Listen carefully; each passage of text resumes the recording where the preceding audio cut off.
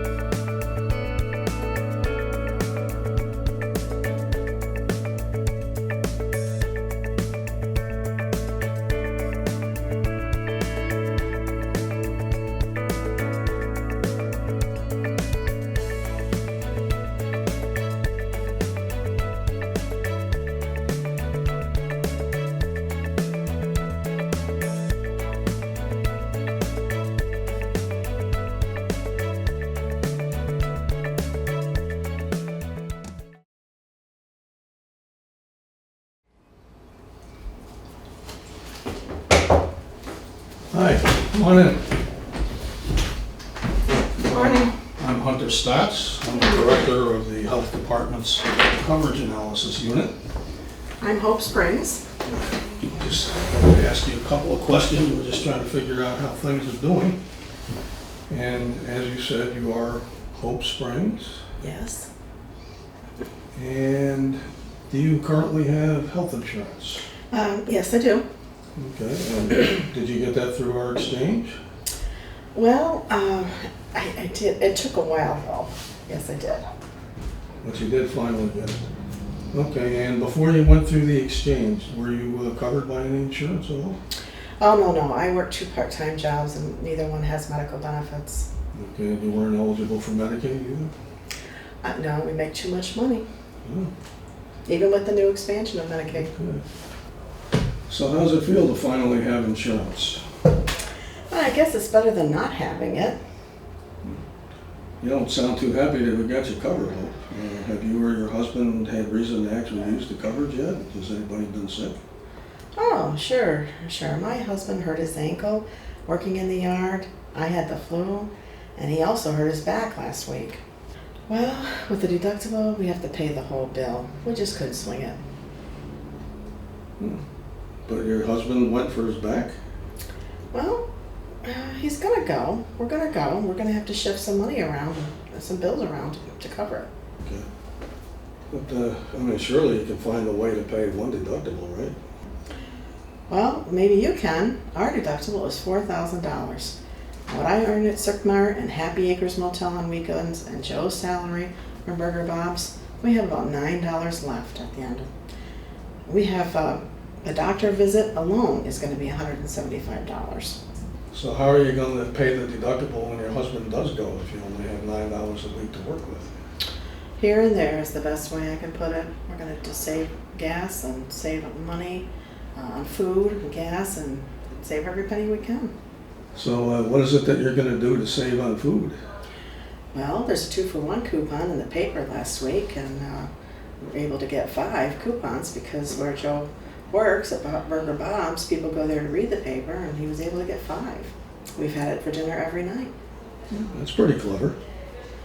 Well, and we went to the discount store. We get dented cans, stale cereal. Yeah. Well, and Joe's been bringing home Burger Bob's specials. Egg and bacon cheeseburger isn't bad, and we eat it for lunch every day. Really? Yeah, on gas, I park at Burger Bob's, and I walk 2 miles to Sycamore. That saves us 4 miles a day. Wow, sounds like it's a good thing that you have the same schedules. Oh, we don't. I walk 2 miles from Burger Bob's to wait for him. And all those things together, that's going to get you the money that you need for the deductible? Well, most of it. I also collect empty bottles and cans on my way when I'm walking back. I have to wait for Joe. I go back and wait. That's $1 or $2 every day. But in the meantime, Joe's working with a bad back? Yeah, it's not a lot of fun. His friend Ed that works with him has been helping him as much as he can. Well, I think that's probably about it. Hope. Thanks for coming in, and it's always nice for us to meet someone that we've helped get health insurance coverage. That is our motto, we got you covered. And good luck to Joe. Thanks.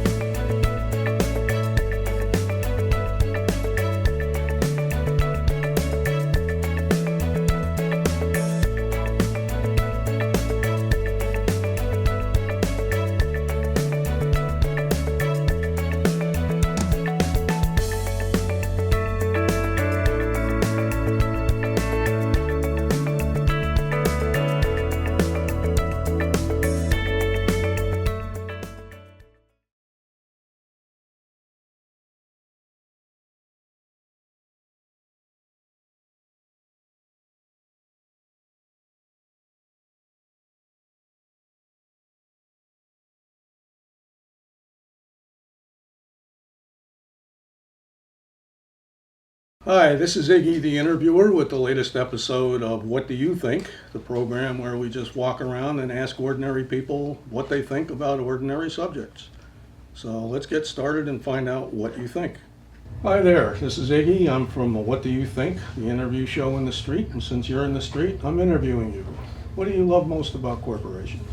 That's an interesting question, Iggy. I get a smile when I think about it. I think it's the corporation's success in convincing small stores and businesses that they have the same interests as the big boys, that they're running with the big dogs. I have a cousin that's got a little neighborhood store, and this guy comes in, and he's slick. He's dressed from head to toe, nice clothes, at least $1,000. That doesn't include his shoes.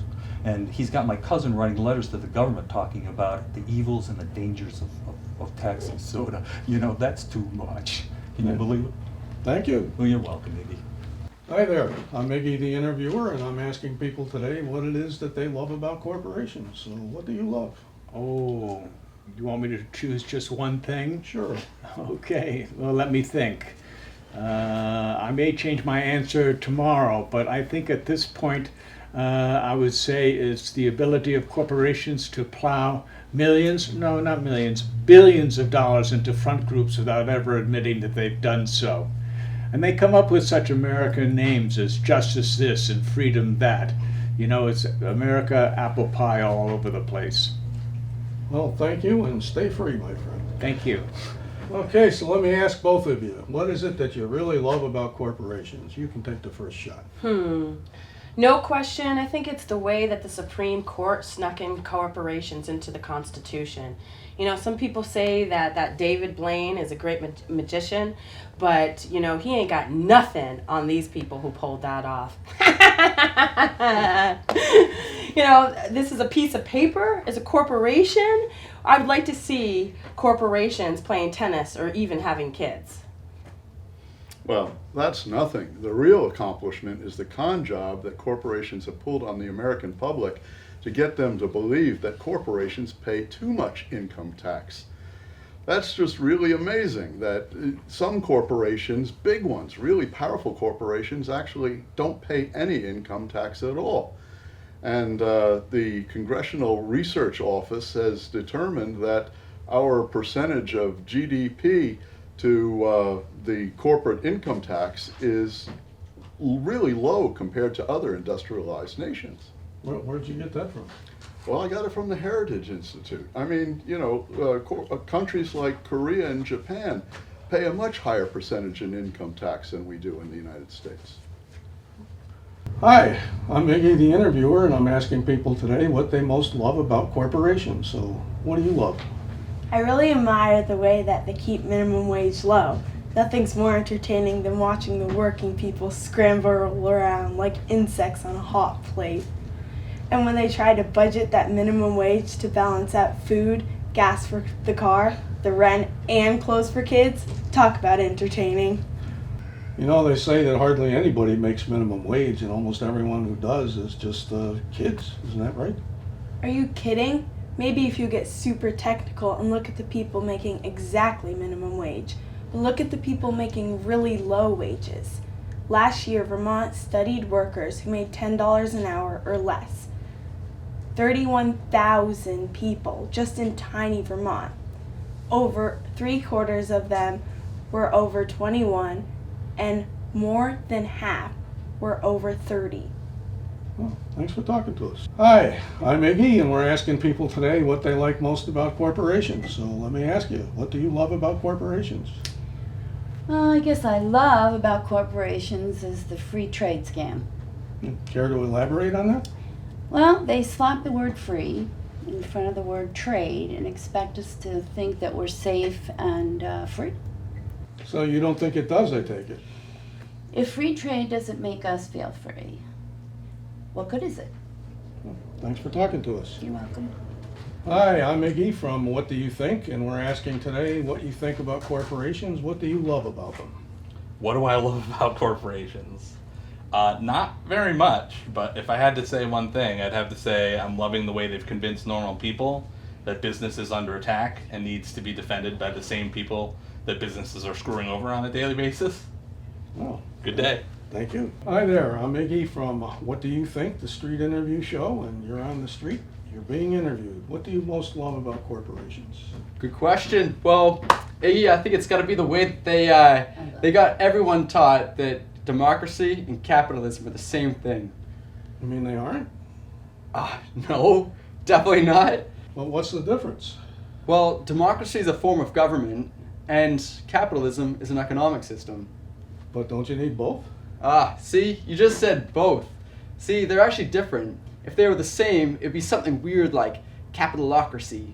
So what the hell is that? Every dollar gets a vote? Ah. Well, thanks for talking to me. Yeah. Okay, you get the last word today, so tell us, what do you love about corporations? What do I love about corporations? I love that they try to convince us that we live in a democracy. You don't think we do? I mean, you get to vote, right? Oh, sure, I vote, but who puts those names up there that I get to choose between when I vote? And who are those people I vote for going to really listen to when they get into office? You tell me, who? You don't know? No? Didn't you read that study by those guys at Princeton and Northwestern? No, I'm afraid I missed that. I was out interviewing.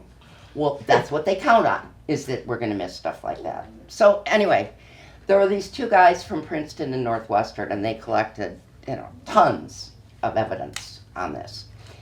And they found out that the people that are rich, and I mean like really, really rich, okay, and big businesses are the ones that actually get their wishes met by the people we elect. And they're the ones that actually fill the electoral slate.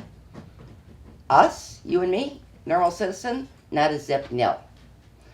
And so we don't get our wishes met by those elected officials. And this study by these guys at Princeton and Northwestern concludes that really public opinion has very little impact. Well, thank you, and you got the last word. Thank you.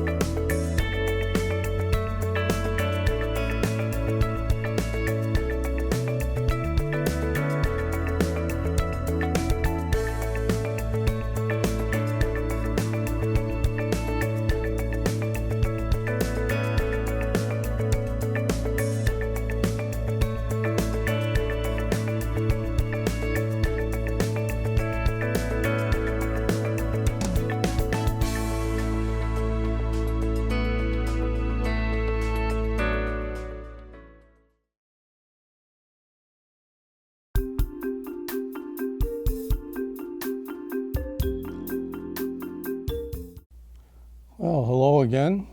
Welcome back to Objectionism is the Objective. It's our weekly show, and I'm your host, Dan Brand, doing my best to bring a little bit of reason, sense, and objectivity to this corner of the world. If you've watched this at any length, you already know that objectionism is essentially the only objective way to live, and it's the only free way to live. What does it mean? Well, it's actually pretty simple. What it means is that you live your life, I live my life, and neither one of us asks or takes anything from the other. And if anybody does try to violate your rights, I object. Okay, last week we were taking viewer calls, and we got lots and lots and lots of calls about the proposed homeless shelter where they're going to take your money and mine and use it to build a place where a bunch of people who've been pretty irresponsible in their life will get to live pretty much free. Okay, so anyway, we had calls last week, which means that this week we're going to answer some viewer letters, or at least try to. Got the first one here, and our producer, Ron, tells me that he's arranged these in a logical order. I guess we'll find out. So here we got our first letter. This is from Homeless in Brattleboro. You know, if he or she is really homeless, you have to wonder, where do they watch the show? Do they just peek through the window of someone else's house? Wouldn't that be typical? Anyway, Dear Dan, I hear you played a big role. That's spelled R-O-L-L, of course. You can't believe this person's homeless, huh? Dear Dan, I hear you played a big role in trying to kill the new homeless shelter.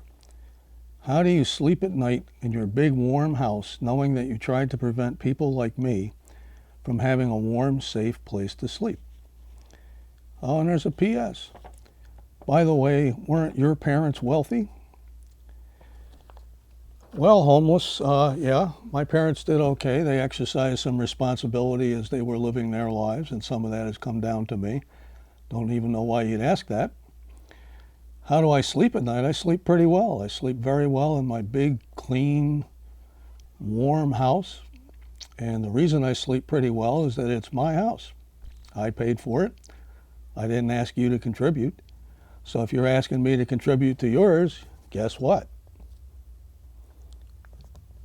So once again, if you want a house, you can have one. All you have to do is live responsibly. Quit hanging around on the street, go find a job, save up some money, and pretty soon you'll have a down payment and a nice, warm, dry home of your own. I mean, really, it's almost like monkeys in a lab, you know. It's do the homeless trick or do the helpless trick and get yourself a grape. Okay, that's enough for him. Let's try number 2.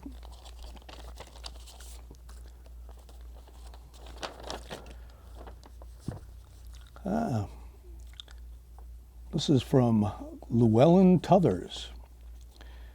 Dear Dan, I'm guessing that you agree with the senator who said last week that people who have to work 2 jobs just to stay alive just need to be more responsible. I've heard you say similar stuff. A while back you said if people don't want to work 2 jobs, they should just find a better one and work that one. Yeah? So my question is, how is that any different from Marie Antoinette's let 'em eat cake advice? Well, Louie, whatever you call yourself, I don't know why the senator would say anything. It's not the government's business. It's not my business. It's certainly not your business. The only person whose business it is the person who's working 2 jobs. To which I say, if you don't want to work 2 jobs, don't. I don't care. If you want to work 6 jobs, work 6 jobs. Do whatever makes you happy. And frankly, that's what distinguishes me from good old Marie Antoinette. I don't give advice. I don't tell people how to live their life. Why is it so hard for people to understand that simple phrase, you live for you and I live for me? Next.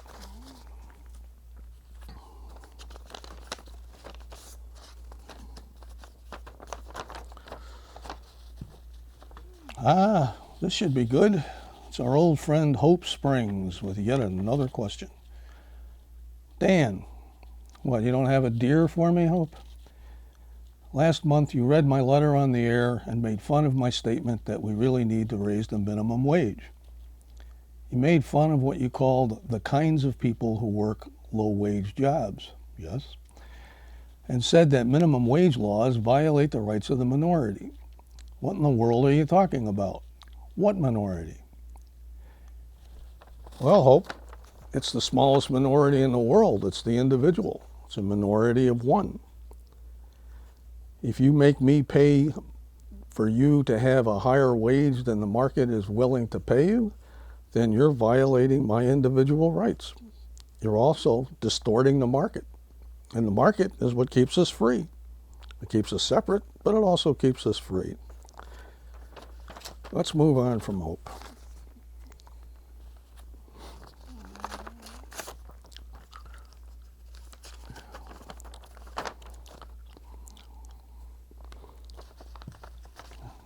Okay, Ron. I see what you're up to with the order of the letters here.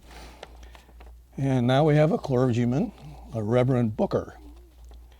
Dear Mr. Brand, I have many times heard you describe the market as the unseen hand, the ultimate guarantor of freedom, in similar terms.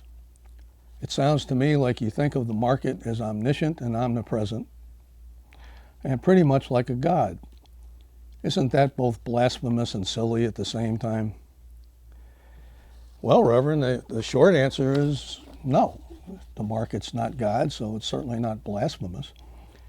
And frankly, I don't think it's silly at all. It's less silly than your question. The market simply influences everything, and it does a much better job than all the do-gooders out there that want to create order in the world and help the poor. The market simply is what it is. It doesn't need any worship. It keeps us all free, and as long as we're free to better ourselves. In fact, you're free to follow whatever religion it is that you follow. Okay, for the Reverend.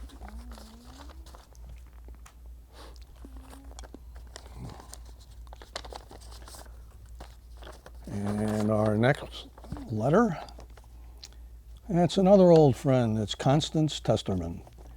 Constance has been writing and calling this show for years, and I'm still waiting for her to make sense. Is today the day? Dan, I can't believe what you told that young man who called in and said that he owed thousands of dollars on his credit cards, couldn't afford his rent, couldn't keep his car running, and couldn't afford to put gas in it when it did run. This poor soul asked how he could possibly be free under those circumstances. Being your usual arrogant self, you told him that freedom means asking and expecting nothing, that he was in fact free until he started asking for help. Dan, that's ridiculous. You ask for, you demand a free market, you expect that this market will produce freedom, but you think freedom is asking and expecting nothing? That's quite a contradiction. And all those laws you hate that you claim produce poverty and misery, well, they were passed precisely because we needed to alleviate the poverty and misery that existed before the laws were passed. An even bigger contradiction. Don't you care at all what kind of world we live in? Explain yourself. Well, Constance, you still really just don't understand. In the first place, contradictions simply do not exist. If you think you've found one, check your premises. One of them's going to be wrong. The second thing is, objectionism produces freedom. Those who make the best use of that freedom end up better off. Those who don't do so well, make foolish choices, they end up poor and miserable. That's their choice. Why do you keep badgering me about their choices? If freedom leads to poverty in these people and that poverty leads to misery, that's the way it is. If they want to use my money to prevent that or somehow alleviate it, you know.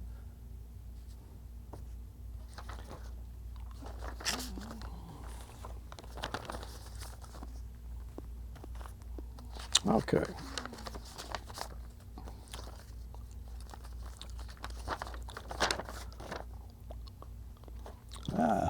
Someone new, or at least someone I don't remember contacting us before.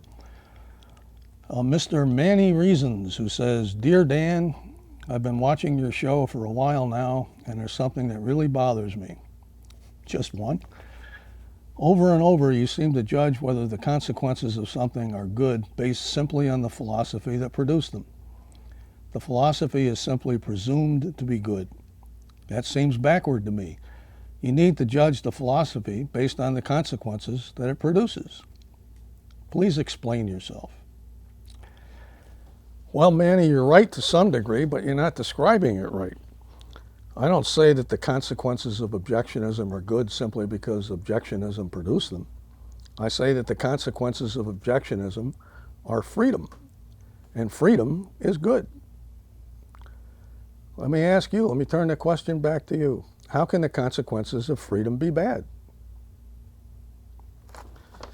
Okay. Let's try just one last letter and then we'll do the rest of the show. Handwritten. Someone doesn't have a computer. It's from Bobby in Bennington. Really, Bobby? That's what your parents named you? Anyway, here's what B from B has to say. Dear Dan, you just keep talking about freedom. Freedom this, freedom that. How are people supposed to get real freedom, not the simplistic brand that you peddle? If I'm starving, how am I helped by the fact that the government lets me starve? What am I supposed to do? Eat the philosophy you peddle? Well, Bobby, my questioning friend, all I can say is, if you choose your freedom and you choose to use it to eat the philosophy, who am I to object?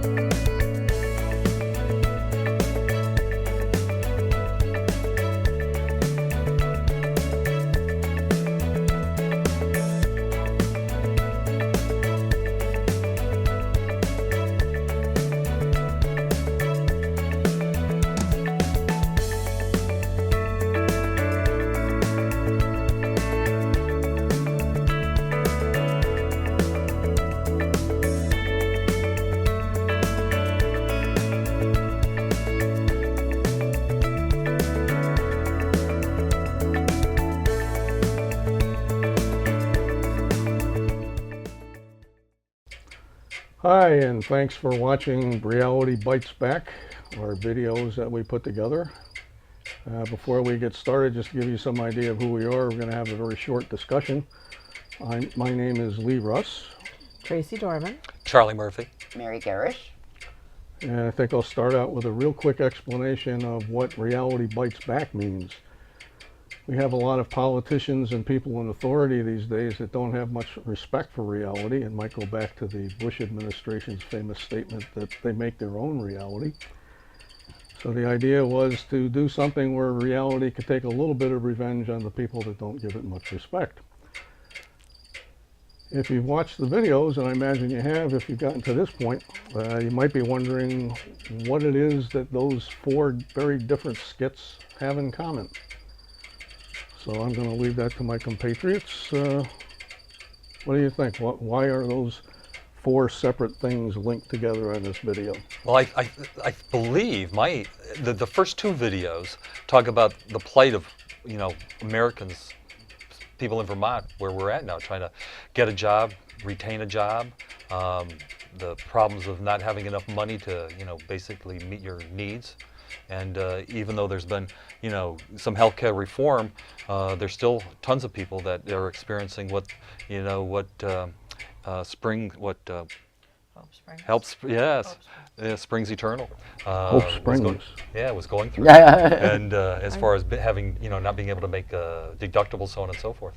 And those 2 express what the corporate love video, the vignette, described as far as how corporations are ruling and Citizens United and all the money and all that kind of stuff. That's my feel for what we did. I agree, and I think that what happens is that because of the fact that corporations have all of the money right now, they feel as though they can actually tell people what they can or can't do. And in fact, they do. I mean, that's just the way it is. And so the idea is that it becomes progressively more absurd as you go through the videos until we get to the Dan Brand skit, which basically tries to tell everybody, parody on Ayn Rand, who told everybody that if you're not succeeding in America, it's your own problem, and you don't have to expect me to worry about it because anything that you get takes away from what I have. So we need to all keep everything really close. Yes, and Dan had a great perspective on life. that everybody was an individual and everybody's an island, and that we aren't working together. We're in not a community. connected. That's right. As opposed to what we know is true, which we are, the human community. Yes. And that particular skit, and I'm going to kind of jump ahead because I think all the skits have to do with creating dissension among us, the people, in a democracy, and making us believe that that if one of us has something, it means that the other one doesn't. And so they create that dissension to keep us fighting for crumbs that fall under their table.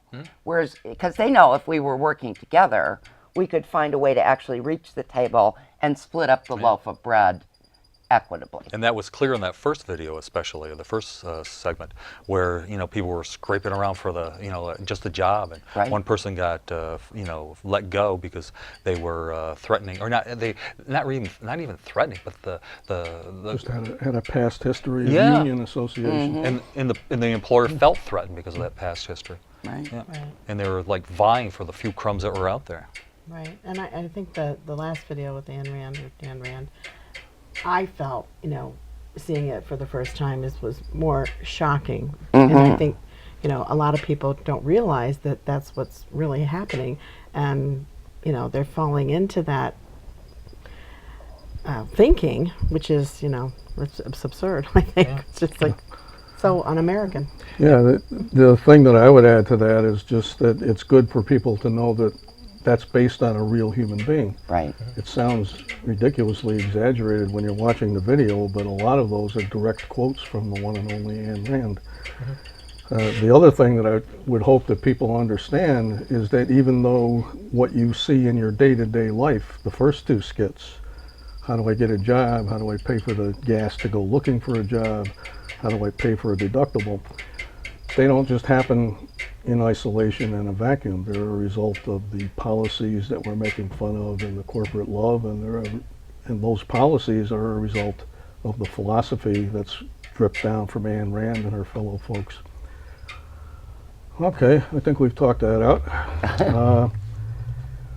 So the videos dealt with employment and healthcare. What else is going on? What else is being affected by these policies and philosophies? It's not just those things, is it? No, it's everything that we have considered in the past to be a public good. Healthcare is one, roads, bridges, prisons, and rehabilitation. All of those things that we support with our taxes have been in the category of public goods. And because corporations have become paramount in our society, we have now decided that corporations should run all of those public goods. Right. Privatization. And that's right. So everything is run by private companies, the prisons, a lot of the schools, the healthcare industry. The problem with that is there is no accountability, so it's our public funds paying a corporation. At least if our public funds are being administered by our state directly instead of paid to a corporation, we might have a chance of saying something or holding them accountable for what they're doing. And a modicum of transparency. That's right. However, when a private corporation is administering that kind of public good, there's no accountability. We have nothing to say about it. That's right. It's not a public meeting, their corporate board. Not necessarily That's every right. corporate, yeah. So we aren't entitled to be there unless we're part of the corporation. Well, the big thing to me is kind of an elaboration on what Mary was saying about prisons. If you think about prisons particularly, and this recent phenomenon of for-profit colleges, what changes when you go from a not-for-profit or a government function to a for-profit corporation is the goal of the organization. Right. If you're a prison run by the state, your goal is to reduce recidivism, rehabilitate prisoners to the extent that you can, and to treat them moderately well so that when they get out, they become contributing, functioning members of society. Right. If it's run by a corporation, the goal is to increase the profit line. That's right.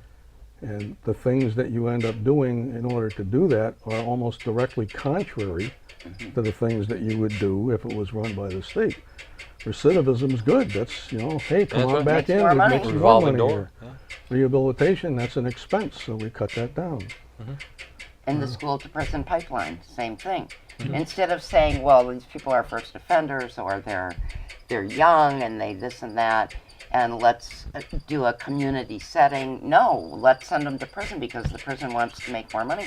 There was a huge scandal in Pennsylvania. There was. With juvenile courts being paid by the local for-profit juvenile facility to sentence juveniles for things that they really should never have been sentenced for at all. The judges were taking that money. Yeah, and two of the judges, I don't know if they ended up doing jail time. They probably should have, but they certainly don't sit on the bench anymore. Right. And without that profit motive, that doesn't happen. That just doesn't happen. Right. And this ties in maybe a little bit into the first area that we were talking about, but people with disabilities have been, among other people, have been scapegoated because people, I've heard it from friends, from colleagues that, their friends and family have talked about how, well, look at that person, they should just go out and work. And I don't see, especially somebody with a hidden disability, because they're so, the crumbs are so few, and people that are, working are having to pay taxes based upon stagnated, wages that's evolved over the last 30, 40 years. That people that, are out there just trying to get by are blaming folks that aren't getting by that easily either. And because the goal is to make money for the shareholders of the corporation, other things are also entering into the picture. For example, misclassification of people that are working. We saw some of our people that were legislators in Washington have problems because they had nannies or people working in their homes that they weren't paying withholding on because they said, no, they're independent contractors. And this is typical of someone who really needs a job, whether it's the immigrant population, the younger population, the older population. And it's all about the corporate greed. Yeah. I struck up a conversation with a person that was standing by when I was waiting for a ride the other day, and she's my age, roughly, 50s, and she was saying that she had 3 jobs, and she also was getting food stamps. So she's got 3 jobs and losing one of them because the business where she's working is shutting down. So And Dan Brand says, good, get more jobs. That's right. If that's what makes you happy. That's right. I think, people are struggling, so anyway, the perception, the public might perceive that a person on assistance is, doing well. They could eat steak and I can't, or whatever, though you hear those crazy things. It just feeds that kind of mentality and that, that kind of attitude, I guess. Yeah. It's designed to, because they're afraid that if somebody takes part of your crumb, that you won't have any crumbs. And that's the whole problem with that approach. And we all fall right into that trap so many times. We do. That's right. Okay, let's talk a little bit about, I think we've already touched on it, but let's focus on this for a couple of minutes. What does the prevalence of these philosophies and these policies actually mean for us out here in the real world as ordinary people, not corporate executives?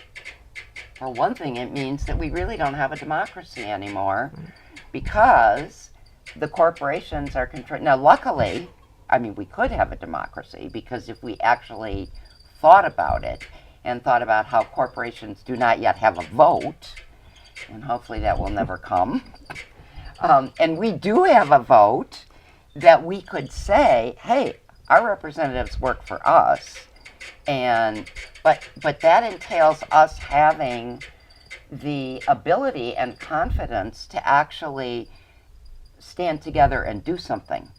And that's really difficult when you're so downtrodden and so pushed down and feeling like there's nothing. What can I do? I can't do anything. I'm one person. And you're struggling just to make, survive and make ends meet and take care of your family and et cetera. And you know, our civil rights are being squashed. Yeah. I mean, that's just, we need to stand up as Americans and, you know, and pay attention and make changes and gather together with common goals and you really try to fight back this horrible direction that we're headed.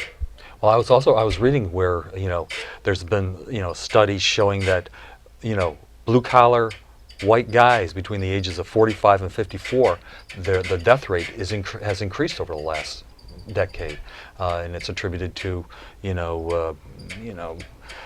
alcohol, drug, suicide, because that segment of the population, which, you know, I'm just out of basically, age-wise, isn't reaping what the new economy is offering folks. The manufacturing jobs are gone; they're overseas. People are living in areas where, you know, manufacturing was, like here in southern Vermont or out in Pennsylvania, West Virginia, and they're not getting by. So they're turning to alternatives to get by. Yeah, as a very general statement, I think one of the things that it means is that the amount of misery that you see around you, and it's been growing for some time now. That's right. Is going to just continue to grow. That's right. And the philosophies and the remedies that are being offered by the Dan Brands and the corporations of the world aren't realistic at all. We're back to the reality bites back concept. That's right. To say, oh, you need to go get a job, we're going to raise the retirement age. Well, if you raise the retirement age, people who are 65 and 66 already have a hell of a time getting a That's job. right. Yeah. If you make it 70, I think it's going to be easier. Yeah. Pensions are kind of like a thing of the past. They're dinosaurs, so for the future, they won't be around even as little as they are now. The 401ks. Yeah, they aren't adequate to, you know, take care of people in retirement. And, you know, Congress now, some people in Congress are talking about reducing the benefits for people who have Social Security rather than trying to, make it so that people can actually live and not just scrape by, just exist. And so that, I feel, is one of the things that I think it's called keep everybody at risk. Yeah. And then everybody's willing to do Whatever. lot more to stay alive, and you don't have to worry about people trying to get rights and That's right. be treated decently. Anybody else? No? Okay, well that leaves us with, if you're getting antsy, this is the last subject. What do we do? I mean, specifically, I face this a lot in my own life. You can see what's going on. You can tell that things are not the way they're being described by the politicians and the media. What can you actually do on a very concrete level to try to change this? Because the misery won't change until the policies change. I think one crucial thing is to educate each other to be skeptical about the fear-mongering that we hear from a lot of the mainstream media, because that's also designed to keep us fighting over crumbs. And as long as we do that, we will never be able to actually have a human community where we can all live dignified lives. Mm-hmm. So what we have to do is we have to, first of all, find some way that we can participate with a group of people, because it's true, one person alone isn't going to do anything. Mm-hmm. But there are lots of groups, whether they're political parties, whether they're organizations, that we can find that reflect our values and ideals, and that we can combine with to try and actually make a change in what's going on, and try and tip that balance of power away from the corporations and back into a person-centered democracy. Mm-hmm. And I remember one of the things that I've heard that, since the corporations have the money, people basically have themselves. So if people band together and work together as a collective, that's when we make changes. Well, we've done that in Vermont. We have. We have. So we're good examples, and we can continue to do that. We just, need to find our groups and work together and make a change. That's right. Real change. And, good change. And if you don't have a group, or somebody who isn't big on groups, I know lots of people that don't, they can still make change by writing letters to the editor, by commenting on internet articles. Those are all, and by talking to their friends and acquaintances and making sure that they actually are thinking about the situation and not just absorbing this message about how we need to be afraid of each other because what one has the other doesn't. And so even if you're not, big on groups, on the other hand, if you're someone who isn't very assertive and maybe doesn't feel that maybe I don't feel I have the knowledge or ability to speak up on my own, then I might want to find a group. And even if I'm too timid to actually say anything, by just standing with that group as they say things in which I believe, that's going to make an impact. Yeah, becoming more political. I mean, we've talked about being, going out and finding a political party that represents your beliefs and participate in that. Right. Other advocacy organizations that we've been part of here, in Bennington, and become part of that to advocate. Go to the legislature, and vote. And vote, exactly. Definitely vote. Definitely vote. Register and vote. Yeah, my 2 cents on that would be that skeptical is far better than gullible. Yes. Right. And anytime you hear somebody say something about how things are going, if it doesn't match what you see going on around you, you should be pretty skeptical about that. And there's also a phone number that you can call, the Sergeant at Arms for the Vermont Legislature. Anytime there's a piece of legislation floating around that you have an opinion on, you can call that number. It's a very simple process. They'll just ask you your name and your address so they know what district you fall in. And you simply leave the message that you want to leave for your legislator. That's right. But definitely, skeptical is required. I mean, we're living in a world where the Dan Brands of the world have managed to convince everybody of the rather questionable proposition that the best way to help people who have no money is to make sure that people who have tons of money get even more. That's right. That if that strikes you as odd, that's because it's odd, and skeptical is the way to go. That's right. Okay, I think unless we got other things to talk about, I see from the clock on the wall that we've been doing this for a while, so thanks for watching, and on behalf of reality and my compatriots, good night. Good night. Thank you. Good night.